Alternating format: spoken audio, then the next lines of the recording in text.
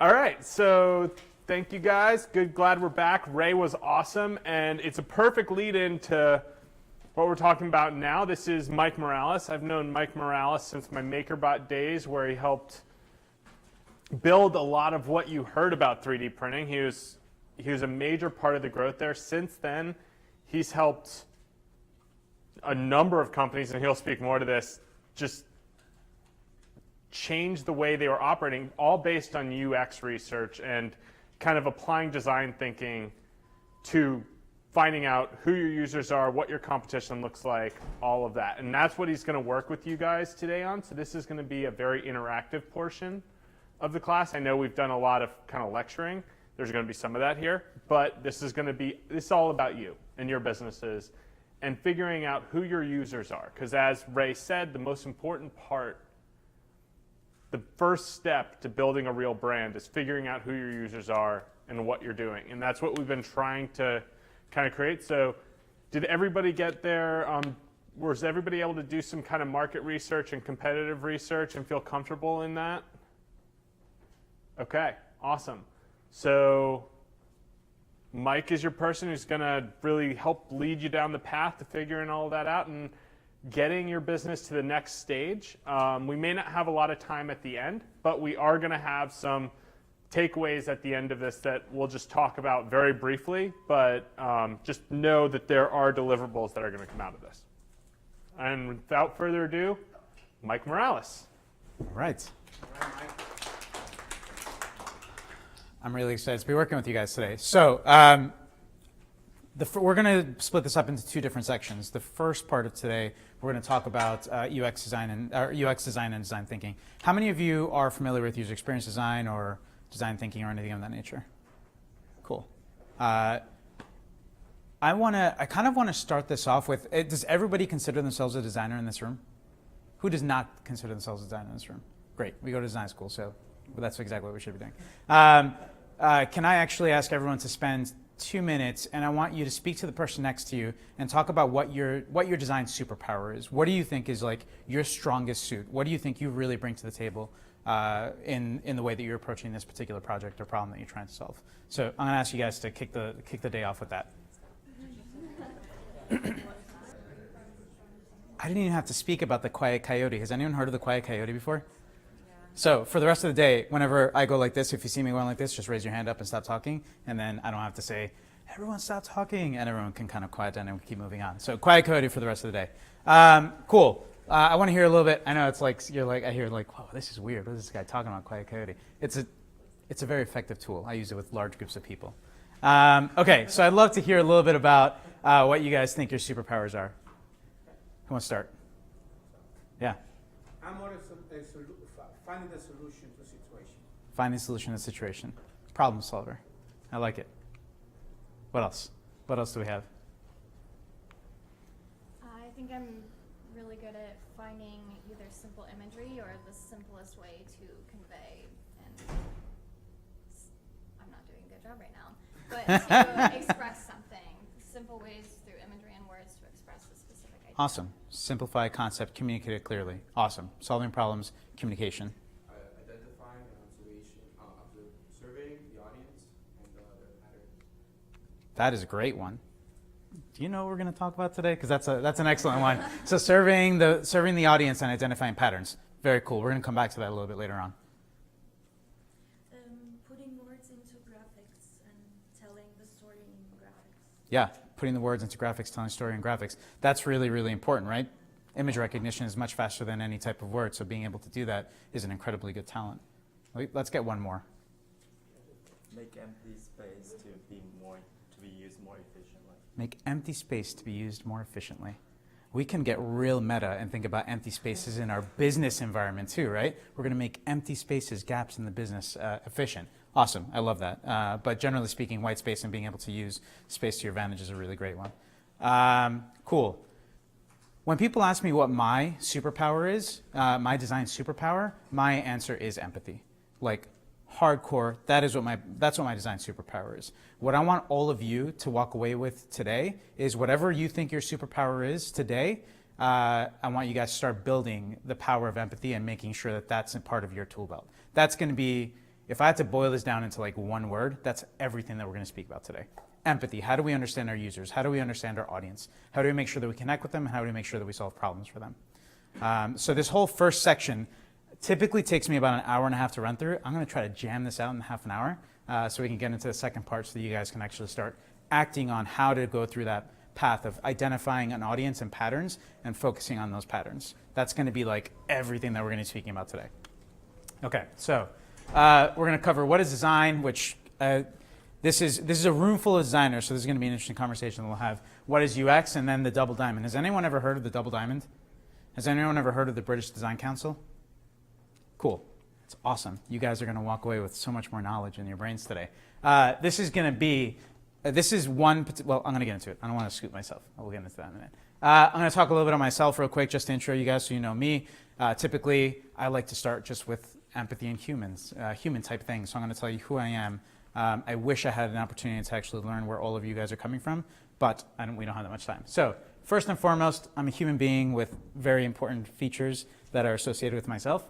I have a wife, I have a dog, and I love to eat ice cream way too much to the point that my wife gets really angry at me. And just recently, I'm going to be having a baby in May 17th of next year, which is going to be great. So we're one more addition to my overall persona. I hadn't actually told James that yet, so that's brand new. Cool. And then from a professional background, I went to Pratt here. I'm an undergrad, or I'm an alumni from Pratt. Graduated from the CommD department way back in 2005. Since then, I've joined a bunch of different companies.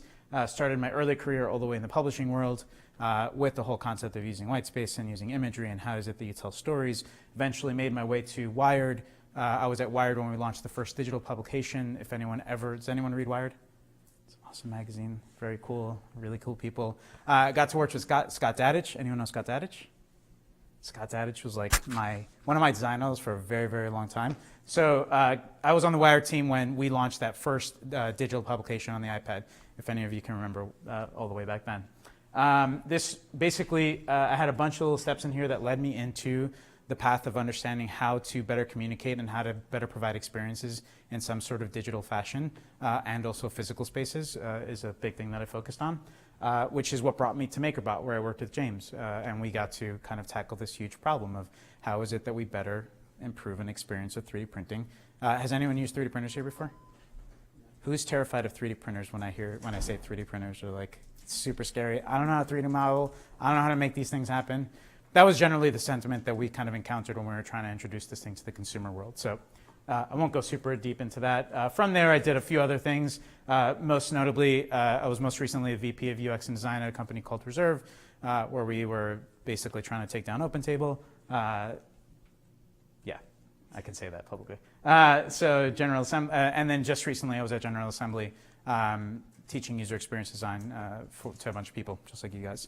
And this is actually my next step. I'm going to be going to work at a company called TodayTix, working on some of their digital products as well. Really quickly by the numbers, I've built 3 teams to scale. So I've built 3 teams from scratch to be able to scale up with a company. Similar to what you guys are doing, you guys are very much at the very early stage, and each one of you, if this all goes accordingly, you will be building teams and actually making people do things and helping, recruiting people to help you do the things that you guys are going to do. Smallest team, I've been a team of 1. Largest team, technical difficulties. Largest team, I've led a team of 20 designers, which was really crazy. Never want to do that again. I mean, I do, but probably in a little different fashion. Worked on 5 hardware products, and I had a digital product slide that I missed, and we exited MakerBot at 60x, which was pretty incredible. So that's about me. Okay, what is design? Can I ask all of you guys to, again, partner up with the person next to you, and if you guys have to give a definition, define the term design. What is that to you guys? Go for it.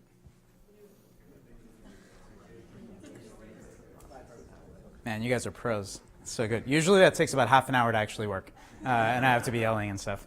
I just heard an amazing thing. Can you please repeat what you just said? You said something along the lines of, I'm great at design, just the ideas that I have. So you just said something like that, which is really great. I'm a fine artist, so I can like draw something. I'm not going to come up with the idea behind it as well. Cool. Awesome.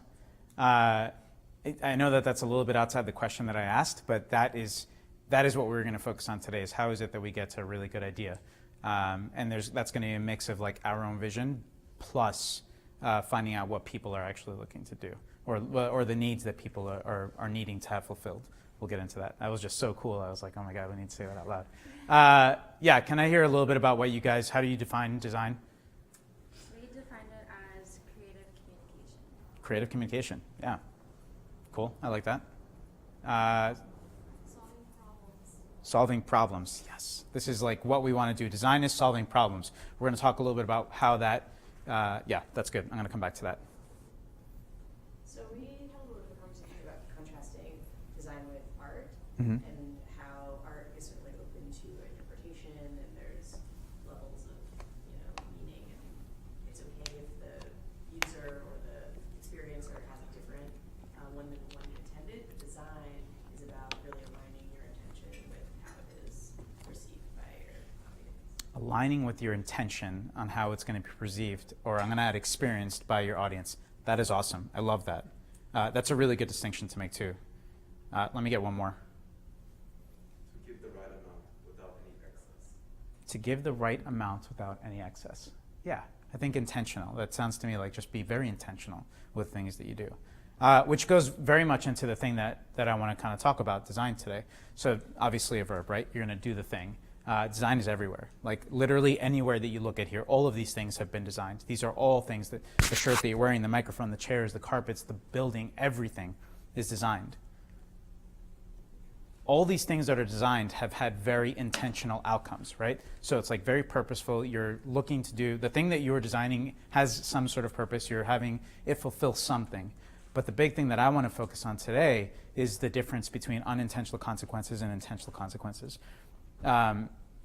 It's very easy to design things. It's very hard to make sure that you try to mitigate the unintended consequences based on those designs every step of the way. That's what we want to focus on today. You can do things, and it's best to, you're never going to fully understand what the unintended consequences of whatever your design decisions are, but you can try to become as informed as you possibly can be before you actually release something out into the world.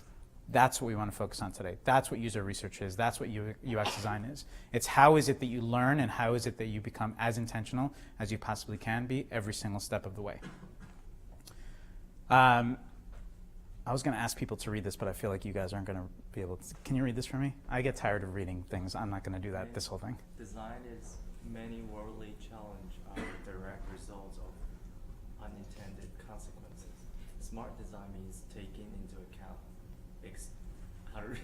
externalities that may arise from our direct intention.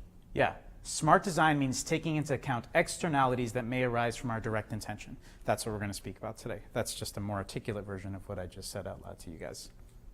So, Mike Monteiro, super cool dude, defines design is how we communicate what an object does or its function through its shape and its form. Let that seep in for a little bit. I know that, how many of you are designing, or the projects that you're working on, how many of them are physical products? Cool. How many of them are digital products? How many of them are like spaces or like overall experiences? Cool.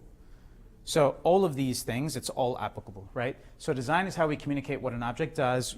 We can also say like a space or a digital product through its shape and its form. I want to think about that a little bit. So what do we think this is? I mean, we obviously know what this is, but do we feel like this actually communicates what a user could do with this thing? No, no one believes so.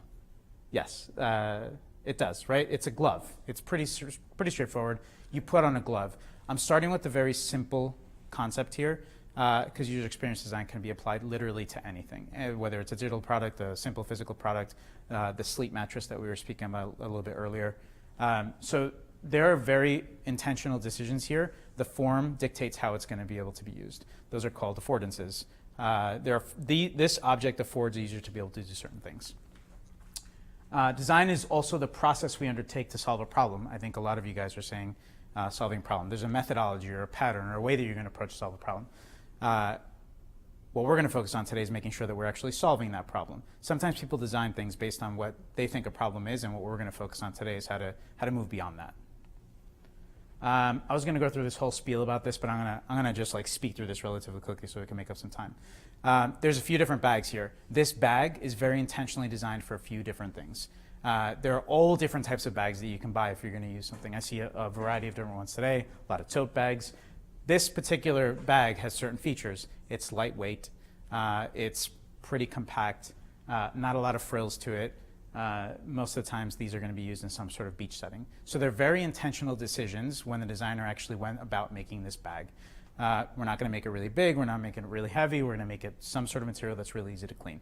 There are very specific use cases that this thing needs to be used, that you need to be able to design around so that it's a very effective product. Different bag, Herschel's. They're all over the place. This is, there's a different intended use for this. It's kind of like a throwback. There's some leather straps on there. It's a little bit more of a fashion statement. And it's used really more for like city daily commuting or whatever it is that you're going to do. Specifically, potentially for school, for work, whatever it is that you're going to use. There's padded straps. There are a few more pockets for organization. There's very specific features that are involved with this bag, again, that are meant to solve some sort of problem. Then there are like these crazy modular bags, right? Military style bags that have a lot of modules that you can attach to them. They're also solving some sort of very different need. In this particular instance, it's really, really rugged, really sturdy, can withstand a lot of, wear and tear. It can also be augmented to fit your needs, whoever is using this overall bag needs. So if we look at all three of these bags, they're all very different. They're all bags, but they all have very, very different intentions. That's what I want to focus on today. The focus of today should be turning whatever it is that you guys are doing. We're not just designing a bag, but we're designing a bag for one very specific reason, and that's what we want to get to today. You may not have all the answers today for that, but we're going to get you guys on the path to be able to get all of those answers. So what is UX? User experience design. Typically when I do this, I'm in some sort of room. Has anyone ever heard of Donald Norman? Yeah. Has anyone heard of a Donald Norman door? How many people open doors the wrong way on a daily basis? It's the most frustrating, annoying thing in the world. At certain I work in this building where there are literally no signifiers on how you should open the door. The only way you can tell is by looking up and seeing if there's a little block up. And then literally at least 15 times a day, open the door the wrong way. That is a very good example of really poor UX design. And those are the kind of things that we want to try to avoid. Frustration from opening up a door the wrong way. It's a super small thing, but small decisions like that end up turning into really big things, and that's what we want to get into today. It's my dog Moon. The way I define UX design is the intersection of human empathy and systematic problem solving. Those are the most important things, right? We have problems, we need to solve those things, we need empathy, we need to understand why it is that we need to solve problems for people, not just solve problems for ourselves. Jesse James Garrett, also someone that you guys should check out. Really great person. UX is design of anything independent of medium. Super important. All of you guys are working on a whole bunch of different things, not just digital products or physical products or spaces. They're all different things. UX is the design of anything independent of medium or across media with human experience as the explicit outcome and human engagement as the explicit goal. That's a really packed statement that I want you guys to really take in.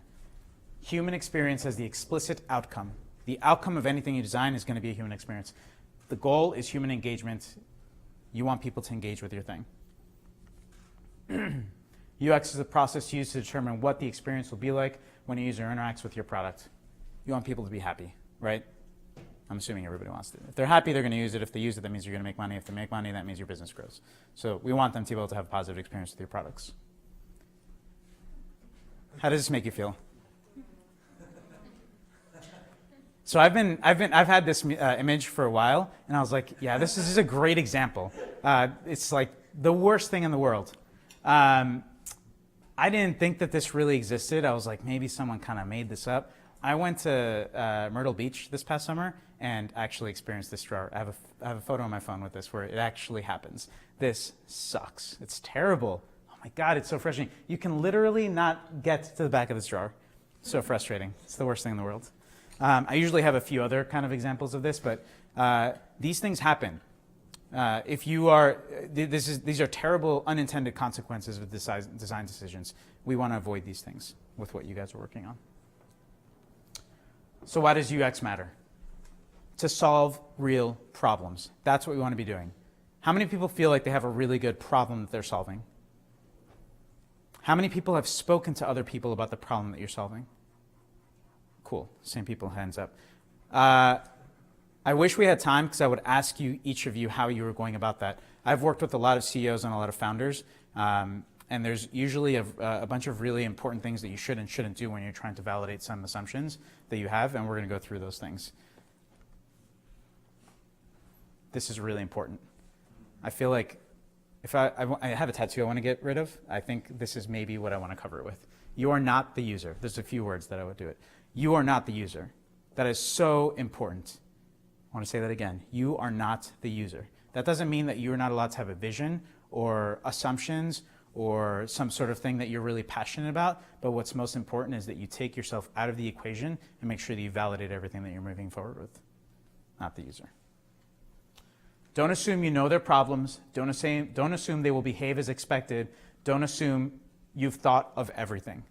These are really important things. And this is very easy to fall down a path. Again, I've worked with a lot of CEOs and a lot of founders that really feel like, no, you don't understand. I know exactly what people want.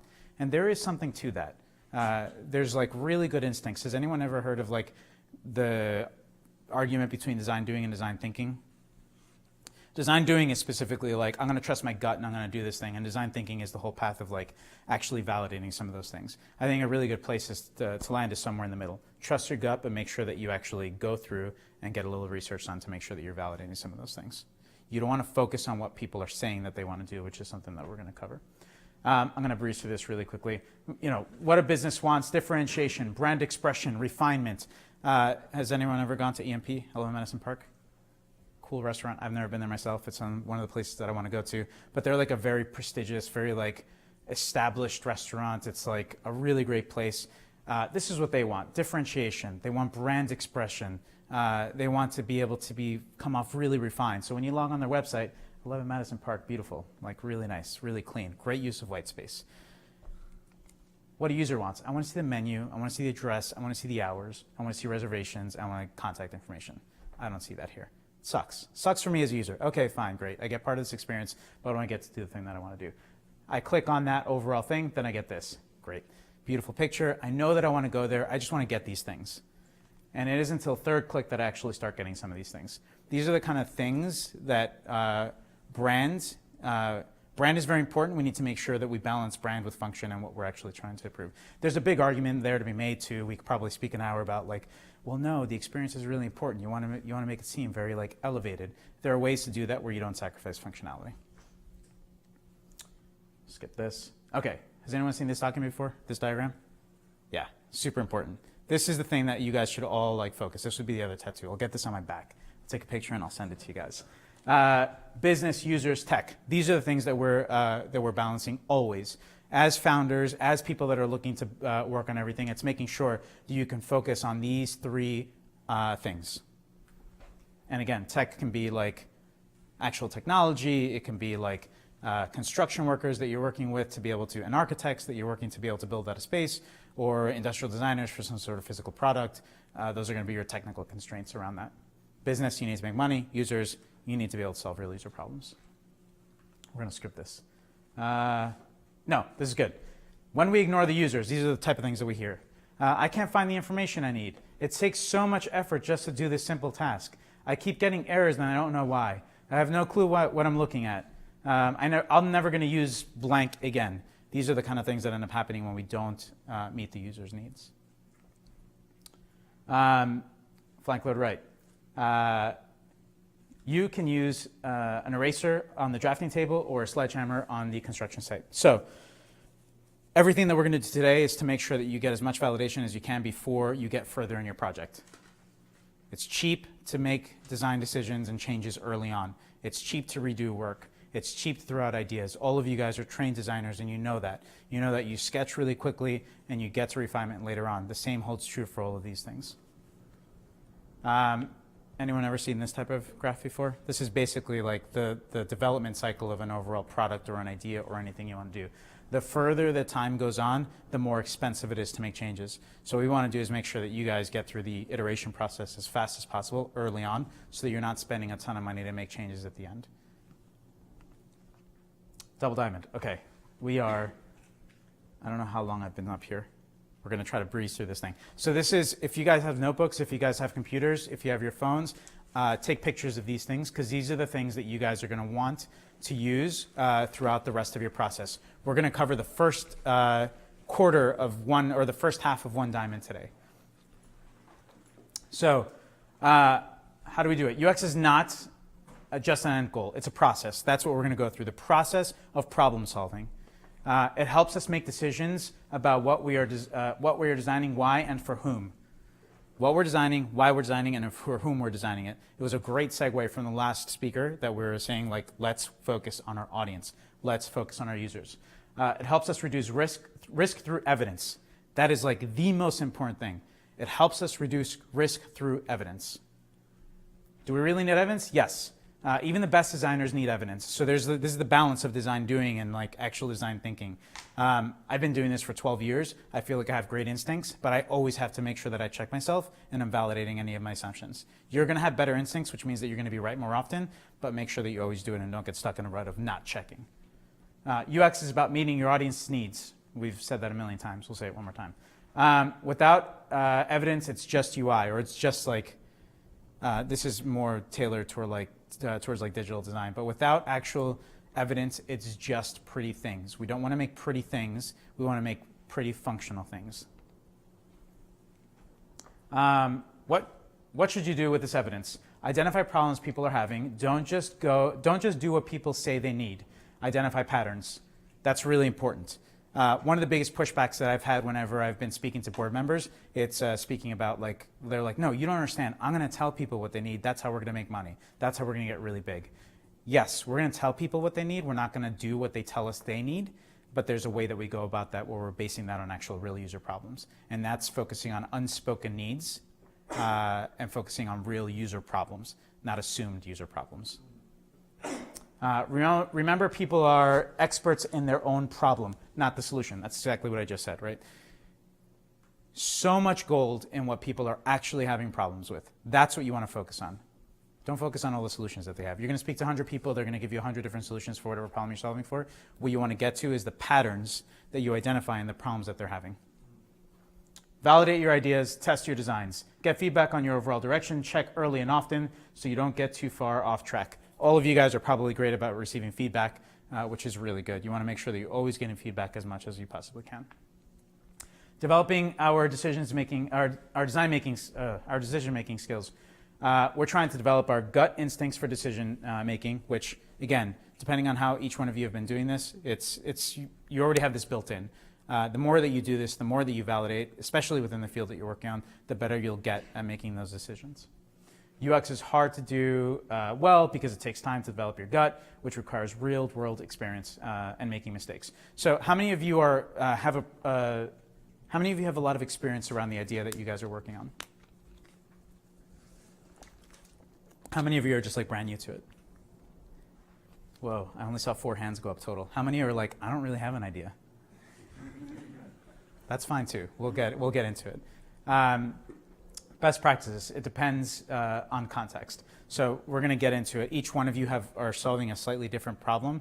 So there's going to be slightly different best practices as we move through it. Okay, so now the double diamond. That was all kind of like set up. This is like really the stuff that we want to focus on. This is all also available online. This is just one take on this overall framework. There's 2 parts of this diamond. Designing the right thing is the most important thing, right? We want to make sure that we are solving the right problem. We want to make sure that we're validating all of our assumptions. We want to make sure that the problems that we are executing against, there's space in the marketplace, it's actually a valid problem, all of the things that are required to make sure that we are designing the right thing. And the second part is designing things right. Once we know that we have a problem, we're going to then design that thing. So this is adapted from Dan Nestler. Dan Nestler has a great Medium article. British Design Council came up with this double diamond a while ago. And there are several people that have made adaptations to it. This is an awesome one. I love it. It's really, really good.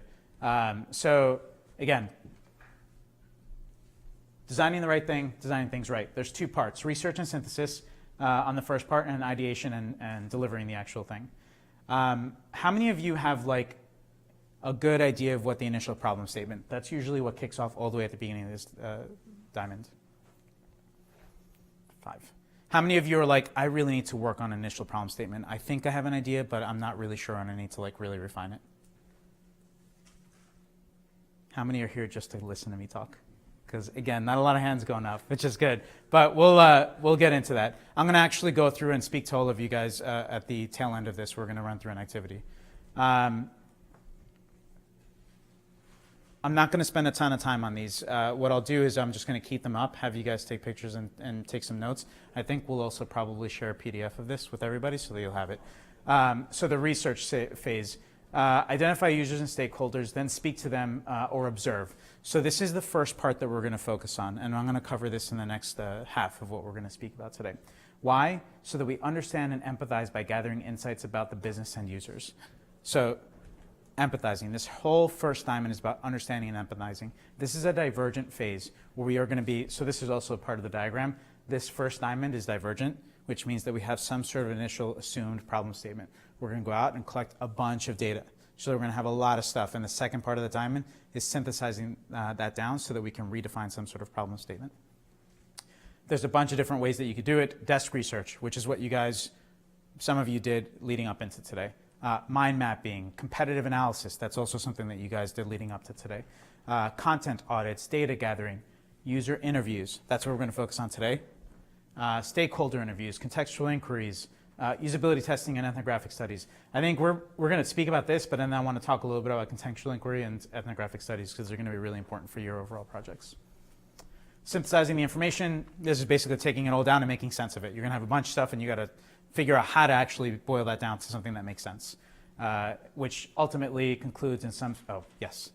I usually speak about this. Sometimes after you go through those things, you didn't get the answers that you needed, and sometimes you have to go back and iterate on this overall process. Sometimes you have to go back, and oftentimes I'll do some research, speak to some people, and I'm like, I actually walked away with this with a lot more questions than I have answers. And then you have to go back and ask some of those questions again and get those answers again. It's okay to go through it and iterate.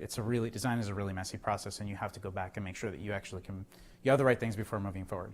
So sometimes we have to iterate. Once we've gotten all the information, synthesized that down, then we actually go down and redefine some sort of initial problem statement. You might say, oh, I think we needed, I don't know, eggs. And then after a bunch of research, you realize that you needed butter. Yeah, whatever it's going to be. But it's all about redefining and refocusing so that you know that you're designing the right thing.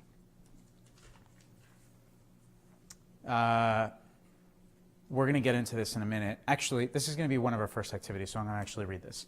So, redefining a problem statement. You should start with an initial problem statement. And again, just show of hands, has anyone heard initial problem statement or problem statement before? 1, 2, 3, 4, 5, 6. Cool. Do you guys have, for those of you that raise your hands, do you guys have initial problem statements? Awesome. I'm going to ask you guys to redefine your problem statements today. So we're going to spend 5 minutes to redefine your problem statements. And this is going to be the initial problem statement. So really good parts of this are a good problem statement must include an insight. What did we find in our research? In this particular instance, we can replace this with what do we find with our research, and what do we, if you didn't do any research, what are our assumptions? What have we defined based on our assumptions? We can replace this with. Persona. Who is the intended audience? Do you guys have an idea of who your intended audience is? Awesome. So we'll go through this process, and we will call this your intended insight, or your assumed insight and your assumed persona. Problem. What problem or pain point do we find in our research? Again, we haven't done that much research likely. So what problem do we assume is out there? And what is the goal? What is the opportunity or goal, not the solution? Very important. This is the part that I see people get wrong time and time again with problem statements. It's usually baked in with a solution. We're going to get butter, and we're going to do this thing with the butter, and this is the actual solution. Or we're going to get butter, right? Butter is a solution for something. I don't know what it would be. But you do not want a solution in your problem statement. Specifically because if you have a solution, then you're basically eradicating that whole second phase, which is allowing yourself to really go out wide and ideate and come up with a bunch of different potential solutions and then validate or disprove some of those solutions. So problem statements should not contain solutions. And the structure is basically insight, persona or archetype, user, problem. How might we is usually how we start the second part. So I would look at this as two separate parts. The first part is the setup. There is this thing going on in the world. The second part is how might we solve this particular problem? An example of this, when patients are diagnosed with a series of with a serious condition, they're given a range of treatment options. Patrick, we're giving our persona a name, Patrick is overwhelmed with the information available online. How might we help him decide on the right treatment while weighing the factors that matter to him most? No solution, it's just a problem statement. Let's try it. So we're going to spend 5 minutes. I'm going to ask each one of you to, in your notebooks or on your laptops, based on the things that you have already done or assumed, start laying these things out. Insight, persona, user problem, how might we? Any questions before we get started? I have a question. Yeah. Before you mentioned that we're designing for the user, which is key. Mm-hmm. But I've been designing for a long time, okay, dark ages, right? Mm-hmm. And we always solve two problems. Differentiate the needs from the wants, Yes. okay, which I didn't see, something was missing there that I didn't see. And then the last one was that for the last, I would say 15 years, they had dwell on needs that we have to solve for the human needs, for the human behavior. Because when we design something, it's for my ego. Oh, I gotta do this beautiful thing. Yeah. We're not resolving for somebody else Yes. who is taller than me that has different functioning. Yeah. Yes. So I want to repeat back what you said, which is like, hey, I didn't see you speaking about needs versus wants. And I also didn't hear you speaking about behaviors.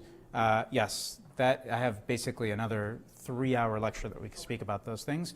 This is primarily the framework on the way that you're going to move on things. But yes, definitely not focusing on what people want, right? Because that's what they say they want. They usually have some sort of solution. You're focusing on the pain points and the needs. And then in terms of, you said one other thing, behaviors.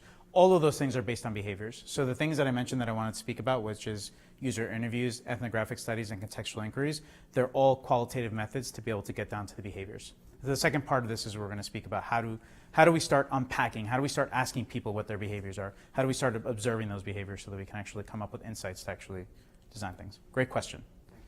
Any other questions before we get started? Cool. So I'm going to start a 5-minute timer here. Yes. Quick question. The project that we're working on, there are kind of 3 different users. Should we write 3 different, can I write 3 different problem statements, or are you challenging me to try to just get down to 1? Yeah. Do one problem statement. If you have 3 personas that you've already come up with or 3 users, try to identify what is the primary user and focus on that one. And there's a whole, so we were speaking about personas is the second part of this diamond, which is where you start like taking all your research and synthesizing that down to a redefined problem statement and personas and a bunch of other kind of deliverables. But in your instance, try to focus on the primary one. Hopefully, if you have 3, they all have similar type of needs. If they don't, that's okay. It's fine. but Cool. Yeah. Okay, so let's go ahead and do that. Do you guys want this up or do you want the sample statement? Sample. Okay, cool. This one? Okay, great. So let's do this. We're going to do this until 56. Cool. I'm like so behind schedule now that we are going to move really quickly. So I would normally ask you guys to speak out your problem statements, but I'm going to pause for that. And if we have time, we'll do a little bit when we get into the user research section. I want to really quickly go through the rest of the diamonds that we're going to go through. So just as a recap, I want to go back and talk about these things. So we just spoke about the research part of this. The second part that we're going to speak about, we went through the research, we went through the synthesis, and we went through the redefining problem statement. We're here. So now we're going to talk about once you've redefined all of these problem statements, once you have all these things that you have done, then you're going to move into the second part. So some of you are actually a little bit more in this area, and some of you are a little bit more all the way at the beginning. There's a bit of a range on where everybody is. So let's talk a little bit about this. So the fourth phase is actual ideation. So once you've done your research, once you've identified your personas and your users, and you've narrowed it down, and you've identified some sort of problem statement, and you feel really good about that problem statement, then you can start moving forward to actually creating those solutions. Again, this is particularly good when you have a team that you're working with. I'm sorry, I don't have my microphone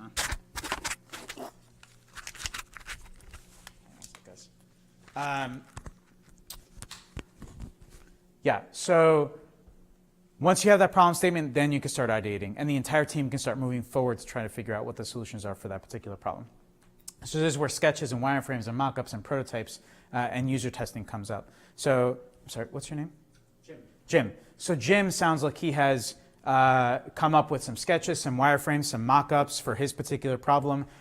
He's basically in the stage of about to create a prototype, which is basically in the second part of this diamond. So once you've actually done that, then you want to start getting out and start doing some user testing. That's going to be that first part of that second diamond.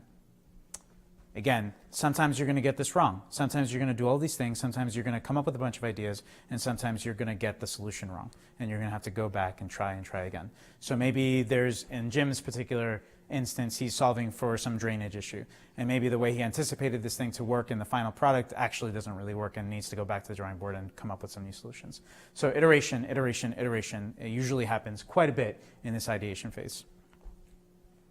And then you're going to deliver. So delivering is in whatever fashion you guys are doing, whether it's hardware and something that you're going to deliver final CAD files to your manufacturer, whether it's the restaurant and you're going to deliver final plans to your architect and to your chefs and like come up with a final whatever it is that you're going to do, or if it's a digital product and you're going to do final specs for some sort of product that you're going to create. Do you guys all have the different parts labeled? Who does not? I know some of you don't, but that's okay. If you don't, I'm going to go back. So write this in your notebook, write this in your computer, write this somewhere, the different parts of the overall double diamond. Yes. With the focus that we're going to, today, the second part of this, we're going to speak about the research phase. Let's get into the next one. We have only 40 minutes, which sucks. So I have probably about 30 minutes of activity, so I'm going to try to go through this very quickly. If I go through too fast, say like, dude, slow down. Dude, I'm not getting any of it. But check me on this when I start going through it.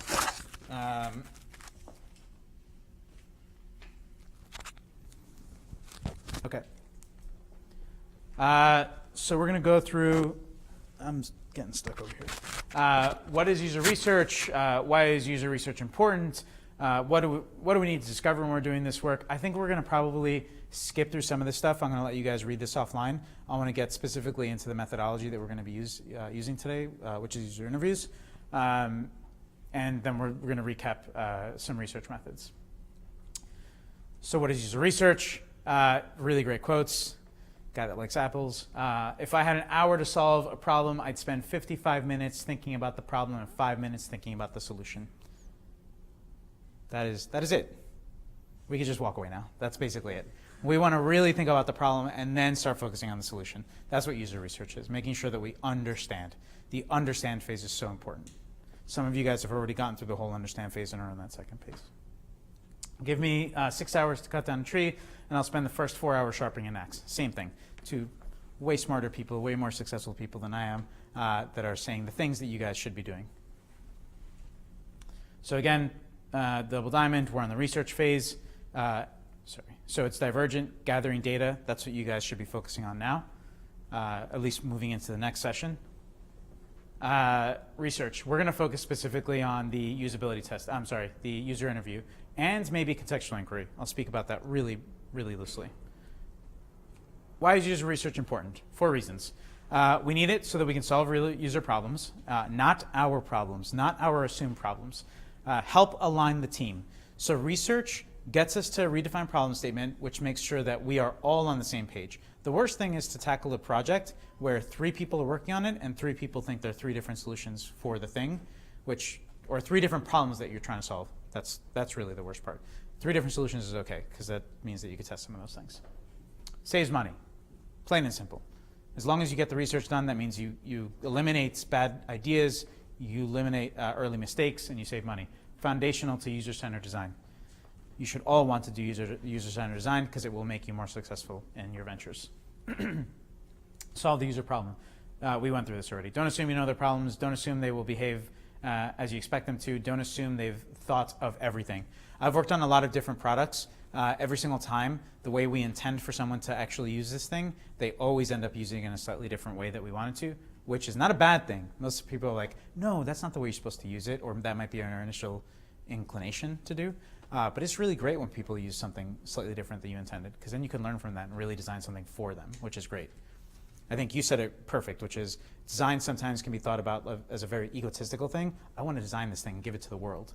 No, we want to design things that solves problems for people. That's user-centered design. We want to design something for, I want to design something for all of you want to design something for me and everybody else. But there's nothing wrong with being a prima donna, right? Yeah, I mean, listen, a little ego is good, but don't let it get over the top. I think it's is the most important thing. There's a really, really good stated way of user-centered design, which is we need to stop having people learn how to use the things that we create and having the things that we create foundationally based on the way people want to use them, right? So we don't need to learn machines. Machines need to learn us. That way we can use them the way that we want to use them. Really important. You're not the user. What do we do with assumptions? Okay to have assumptions. Really good to have assumptions. Really good to have visions. Really good to have a point of view. Don't discount that. Just take that into your user research and validate or disprove any of the assumptions or any of the thoughts that you have going in. So if you're like, I really feel like I know what this thing is, cool, go and check it out. See a couple of people laughing. Does anyone know about this? Yeah. Right? How many hours and how much money went into creating this thing? Who's familiar? Who's not familiar with the story? So this is like a massive fail. It's a beautiful machine. There was like this company that was like, we're going to design the best juicer in the world. It's going to have just the best, most perfect juice created. They had this bag that goes into this machine, and this is beautifully designed machine. You know, a ton of money that went into industrial design, into prototypes, into final execution. It's beautiful. It's just like gorgeous. I want this in my kitchen. There's a bag that goes in there. It was. Does anyone remember how much it was? It was like pretty. It was not cheap. It was really. $700. $700, yeah. $700 for the perfect juicer. Okay, that's pretty expensive. Oh, I had it in here. So it was originally $700, and they dropped down to $400. So not a market. They couldn't sell it. They assumed that there was a problem. The problem, right? People need the perfect juice. We're going to sell it to them for $700. Turns out, no, $400. And this is how people actually used it. So who are we designing this for? Ourselves? Or are we designing for users? This is what we want to avoid. No one's going to buy a $700 machine when they could just squeeze the juice out and have a perfect juice. It's ridiculous. So what you guys want to try to avoid is this. So, sorry, just so I understand, the juice is already juiced in that bag, and that big machine was just squeezing the juice out of the bag? I'm sure that if you spoke to somebody, they were like, no, that's not the way you're supposed to do it. It gives it magical powers when it goes to the machine. It's beautiful. It's like the perfect measurement of water. Yeah, So, you know, like the pressure applied is going to be fantastic. Or So the way it actually worked was that they had the fruit and vegetables cut up in perfect sized chunks and distributed evenly throughout the bag, so that when it pressed, it was an equal solution all the way down through, so that you had the perfect taste of juice at every step of the way. But then Bloomberg got their hands on the machine and a few things, and a few of their interns, they were like, hey, squeeze it and see what happens. And the interns just squeezed it, and they could do it as fast as the machine. so a little bit of testing early on may have prevented them from doing, like, I don't know how much R&D work went into actually creating the hardware for this. Sure, the bag maybe is great, but imagine if they would have just completely eliminated the whole hardware and just sold the bags, or whatever that would be, or like a potentially different solution for this thing. So test early, test often. Don't go down the path of creating something and then figuring out that someone can just squeeze the juice out of the bag. Cool? Solve real user problems. Helps align the team. We're going to speed through some of this stuff. Has anyone ever seen this?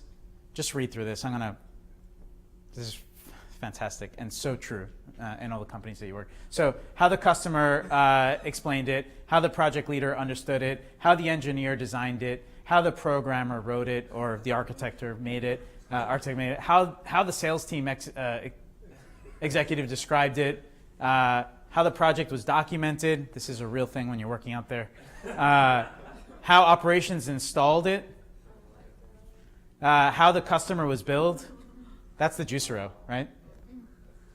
How help desk supported it, what the customer really needed. We want to get here, right? We want to really understand what the users want. Saves time, saves money, practice user-centered design.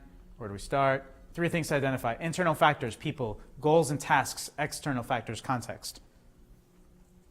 I'm going to breeze through these things. You guys can go through it. So internal factors: personal history, moods, environmental, personal, culture, habits and dynamics, education, social and academic. So just really understanding your overall audience, understanding the people, goals and tasks. What is the user trying to accomplish? What is the user's motivation? What tasks must the user complete to accomplish their goals? What are the pain points or challenges and the current ways they go about these tasks? This is really focused on a lot of the behaviors, really understanding how it is that people are moving across certain things. External factors: environments, distractions, technologies, analog digital communication. So if you guys are working on digital products, these things do not live in a screen alone. They live wherever it is that they are actually being used. Make sure you understand those things. If they're in a restaurant, these are much more prevalent. If it's a drainage system, the external factors are much more prevalent. This becomes forgotten when people initially start moving towards digital design. It doesn't just live in your phone. 30 minutes left. We're going to skip this. How do we ask for information? So this is the thing, right? If you'd asked people what they wanted, they would have said, whatever it is, faster horses. We do not want to give people what they say they want. We want to give people what they need. So wants versus needs. Really, really understanding what the needs are, really understanding what the problems are, and then designing solutions on that. I worked at the last company that I worked on digital products for, Company Reserve. We spoke to 117 restaurants. 117 restaurants had 117 different solutions to a lot of them being the same problems. If we would have gone down the path of giving people what they wanted, we'd have like some sort of ridiculous Frankenstein product. It's really understanding the patterns and understanding what the motivation are behind the things that they're trying to actually accomplish. Hey, Mike, can I just ask you one quick question? This could save you a lot of time, the checklist. Which one? This one? Well, you went through all of that. Yeah, Because I'm just looking at it. I mean, I'm trying to figure out, but if I had it, all I have to do is, okay. absolutely. Yeah. Is this already published? Yeah, so this is, there's different forms of documentation of these principles and these methods, but they're all out there, and they're all there for you guys to look at. Plus, you will have a PDF with all these things here as well. This is fantastic. Cool. I'm glad that you guys like it. This will hopefully make things a lot faster and a lot smoother to actually go through your actual products. So the big challenge, again, this is what we said before. People don't say what they need, they say what they want, right? Need and want, very different. They don't do what they say they do. So how many times do you guys want to go to gym next week? 5 times? What did you say? How many times do you guys want to go to the gym next week? 5 times? How many? At least 3 times? Who said 5? Did you say 5? Who said 5? How many times did you go to gym last week? Oh, that's pretty good. Most of the times that's like I didn't, or I went 2 times, or I went 1 time. But that's actually pretty close. So they don't do what they say they do, right? So making sure when we get into user interviews, it's asking about past behaviors, not about aspirations. Aspirations are very different than behaviors. Do what you would expect, do what they think they do. Cool. So 5 W's, this is what you're going to focus on: who, what, where, when, why, and how. These are basically things that you're going to try to bring out through your research. You're going to try to identify through your research. Who are our users, business or consumers? What demographic do they belong to? Prior knowledge of the content. What is their background, culture, education? Who? What? I'm sorry if I'm going through this super fast. We just need to wrap up really quickly. Not rabbits. Habits.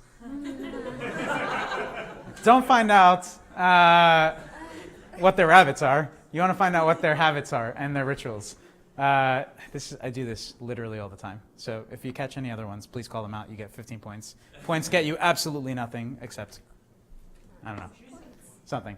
All right, so what are their habits and their rituals? Where and how do they spend their time? What are the relationships like with others? What is the relationship with technology? If you guys are not speaking about technology, if you're speaking about restaurants, it's about restaurants. If it's about drainage, what's about drainage? What sites and products do they use?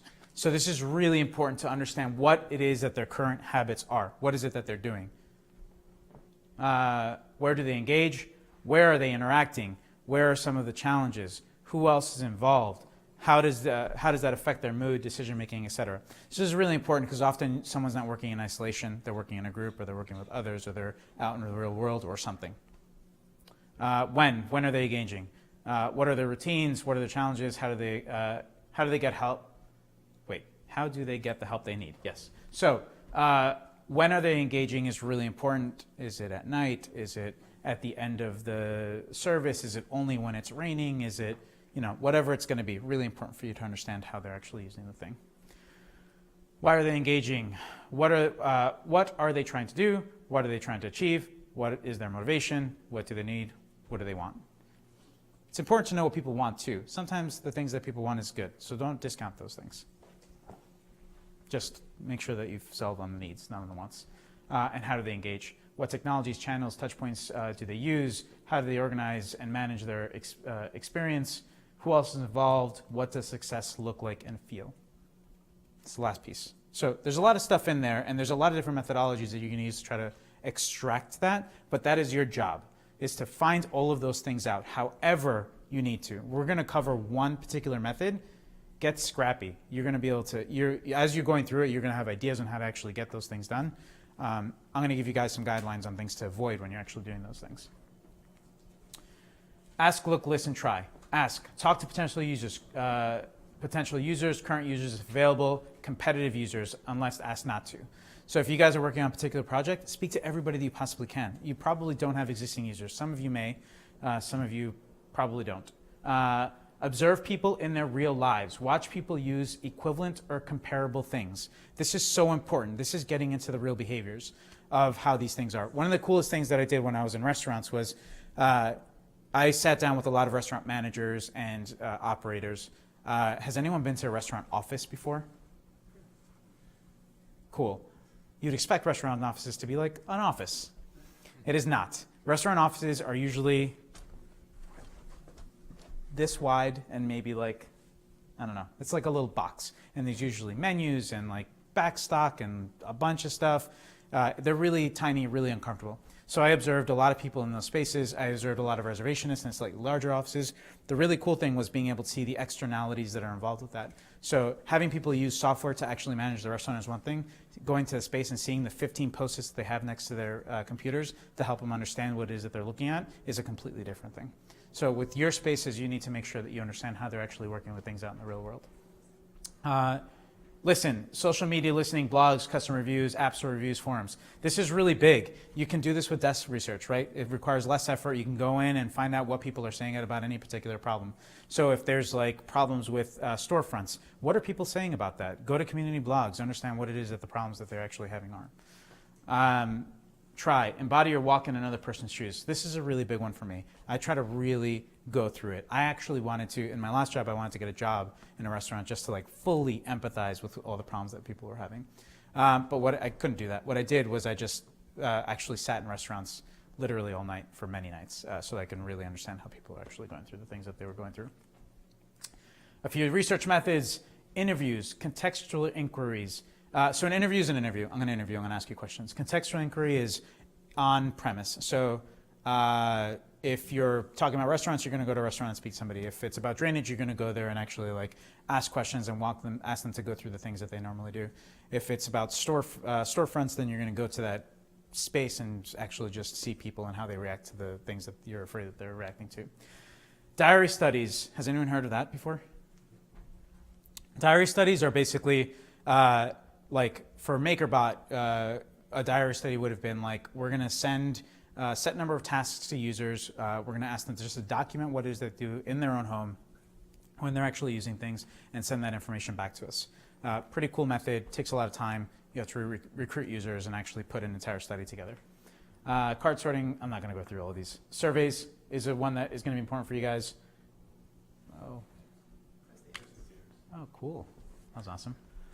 All right. How much time do I have left? 20 minutes. 20 minutes. You guys ready? So here's what we're going to do. I'm going to go through user interview best practices.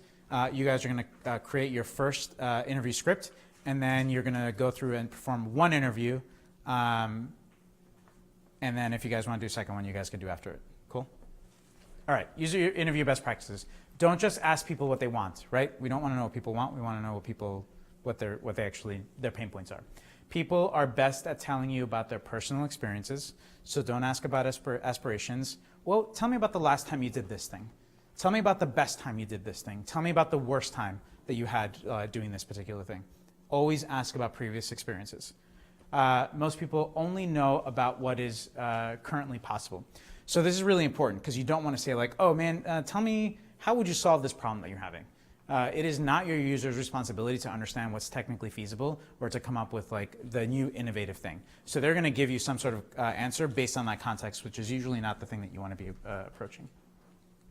People aren't going to come up with solutions. We just went through that.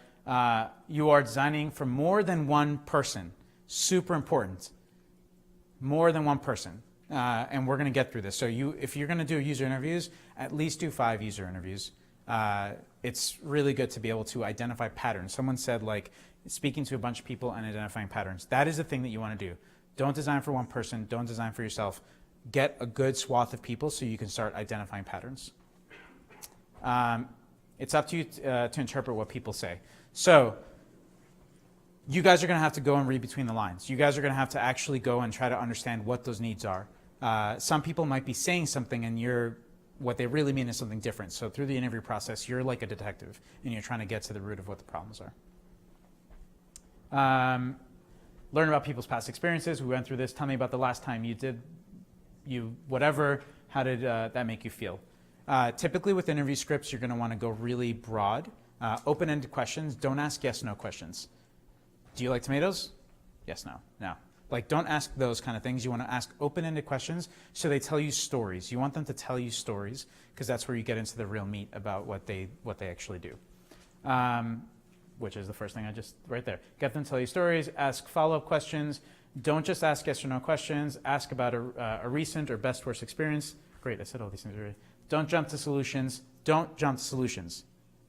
Don't say, hey, tell me, do you think this is a good solution? Don't do that thing. Always try to get them to tell you about this thing. This is where the pitfalls are for people that don't know how to do user interviews, where your focus is to get unbiased responses. You want to get their behaviors. You don't want to taint their responses. So you also don't want to lead them in their questioning, which is the last one. Don't ask leading questions. A good leading question might be like, oh man, I really hate tomatoes. What do you think about tomatoes? No, right? Like, don't do that. You want to try to be really objective and really open with your overall questions. I don't hate tomatoes, by the way. That was just the thing that was going. Use active listening. Do you have any questions on this thing? That's like the most important thing. Don't ask leading questions and ask open-ended questions. This makes, if you ask leading questions, you basically ruin your entire user interview and you're just getting people to say what you want to say. That's not the point of all of this stuff. The point is to try to understand what people need and want. Yeah, so example of a leading question might be like, some people think that riding skateboards in the city is really dangerous. Can you tell me what you think about that? Leading question. You're priming the overall user for like some potential problem. A better way to state that might be, can you please tell me about your thoughts about riding a skateboard in New York City? You're not priming them with any one particular type of response. So if you have a solution like, man, it really sucks when drains, or I don't even know how I would do one for years. But anyway, I'm not going to go through that. But you can ask leading questions. You can get the thing that you want to hear, but it's not what you need. Use active listening techniques. Repeat things in your own words, better stated, repeat it in their own words. So when someone says something, just repeat it back to them and make sure that you fully clarify what it is that they are saying. Ask people to summarize their thoughts and focus on the most important points. When people tell you stories, sometimes they might be long-winded. That was awesome. That was a great story. Can I ask you to kind of summarize that last 5 minutes into what were the most important things that you just said to me? Ask why to get to the heart of the matter. Why? Ask why like 5 times. I hate empty storefronts. Why? Because, I don't know, they're really ugly. Why? Because, I don't know, they make me feel bad about my street. Why? because my kids don't like it. Why? Because then it's unsafe. Oh, okay, you feel unsafe on your street. It's much different than I don't like empty storefront windows. So ask why 5 times. It's a really cool tool. Don't be afraid to do it. Don't do it at home, because whoever your partners are get really angry at it. Listen, don't push for something specific. You don't know what they're answering. You don't know why they're answering that way.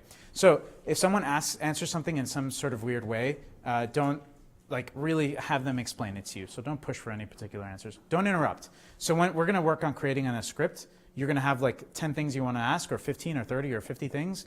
Know that you're having a conversation with somebody. Don't cut them off and be like, okay, great, that's enough. I want to ask you this next question. You want to be able to have a really good flow. Yeah, they do. People laugh, but that's actually more common than not doing Yes, that. it's a thing. Because you're going to be in your head, you're like, oh, no, I worked 5 hours on this script. I want you to answer all my questions. Let it flow. Let them answer the questions as you start moving forward. Okay, how to interview. Don't ask people what they want. We went through this already. Ask about specific experiences. Take observational notes. So if you're, this is great. If you're with a team, have someone take notes and have someone facilitate the conversation. That way you're having a natural conversation with somebody. If you don't and you're alone, then ask if you can record it and just take really important notes. Don't actually transcribe the entire conversation, because then someone's not you're not speaking to that person. Pro tips, guide the conversation, don't control it.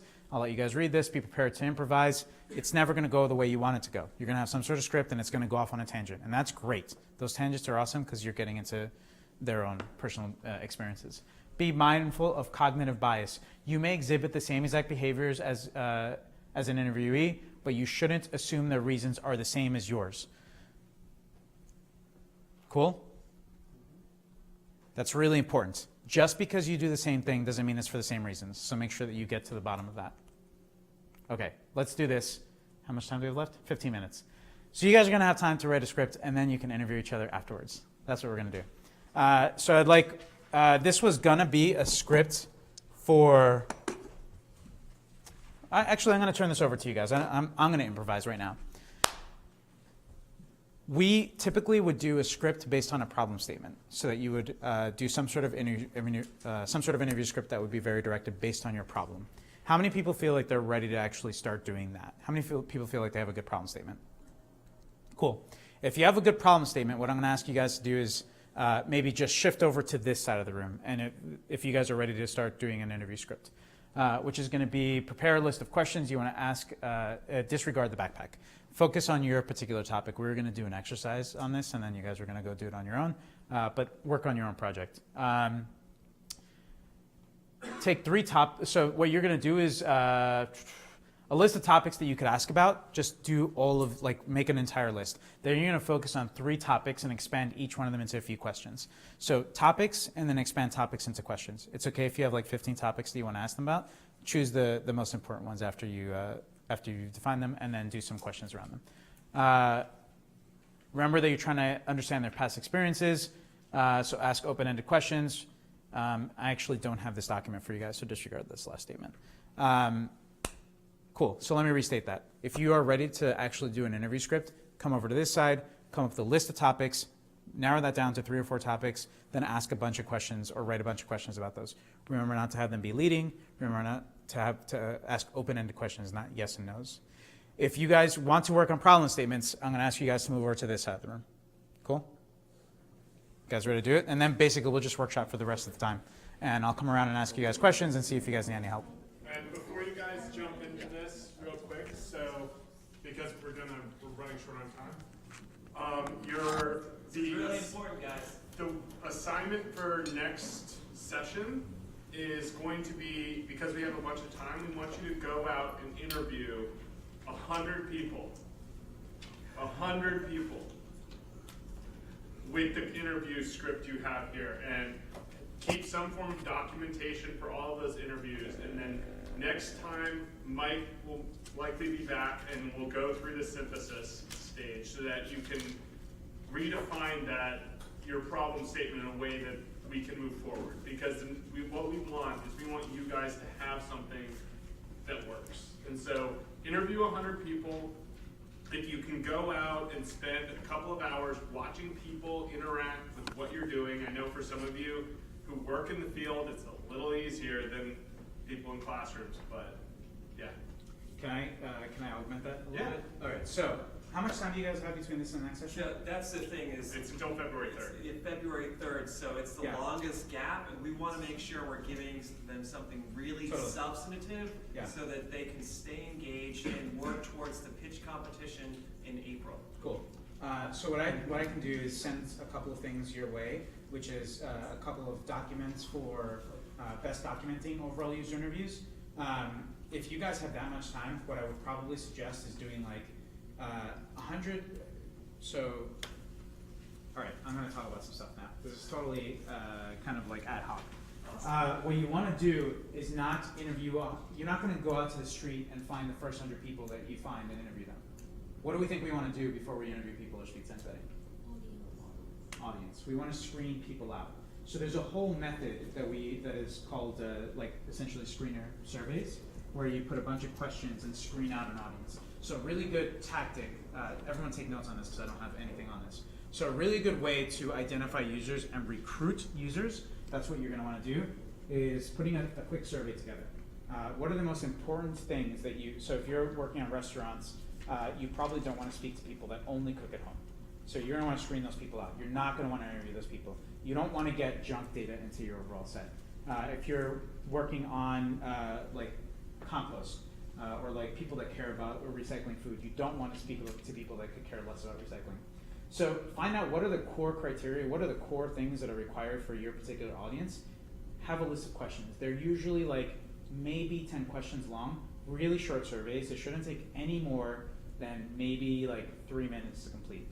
So put a survey together to recruit users. A great way to send that survey out, use Google Forms. Everyone familiar with Google Forms? It's the best tool, use that. Send that out through like your social media channels.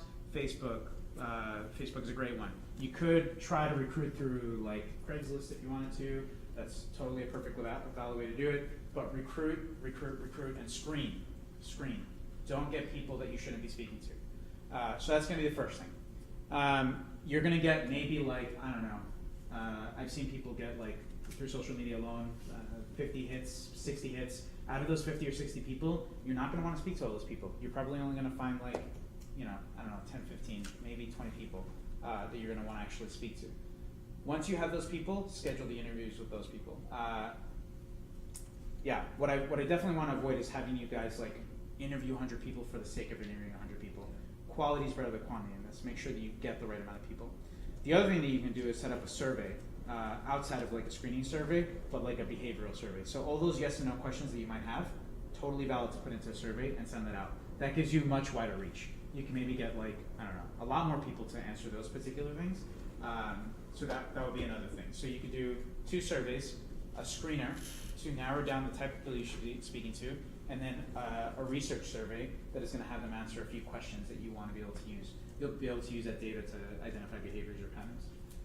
And then do your interviews. If you can get 100 people that are qualified people, awesome. But if you can't, that's okay. I would say like definitely do more than 2. If you do 2 user interviews and we hang out next time, I'm going to be like, oh, come on, man.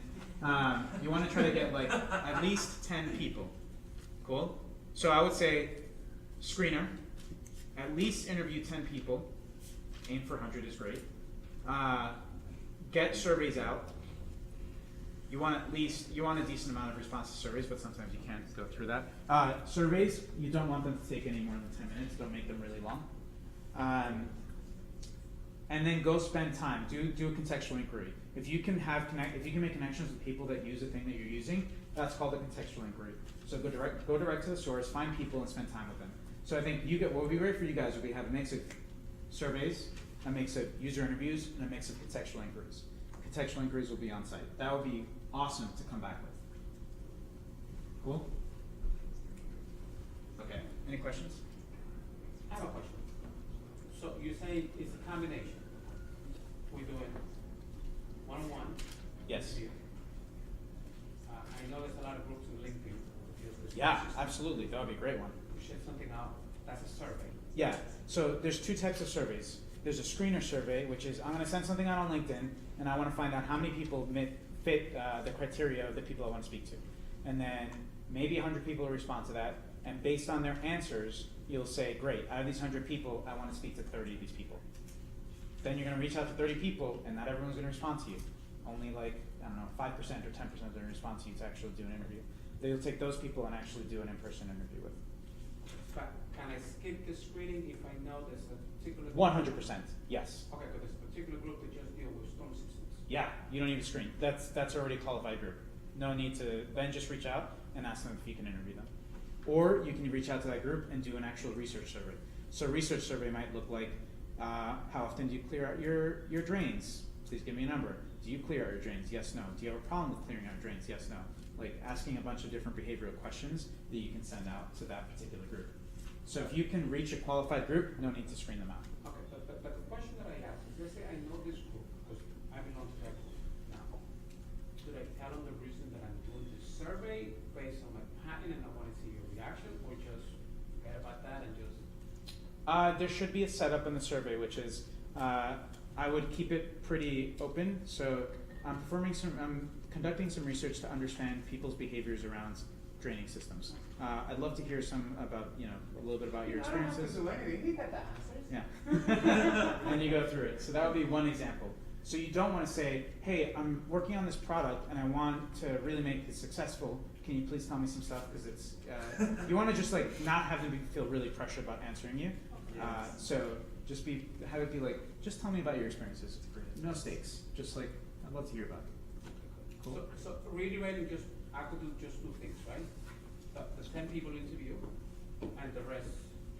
10 to 100. If you have At access to least. LinkedIn group, then you No, can no, get I a have lot a more lot, than I have 10. a lot. Yeah, I have a lot. then get it up there. So I would do like, I would do, for your instance, I would do user interviews and I would do contextual inquiries. Find out if you can go to their place of business and understand what they're doing. And that's what all of you should be doing. Cool.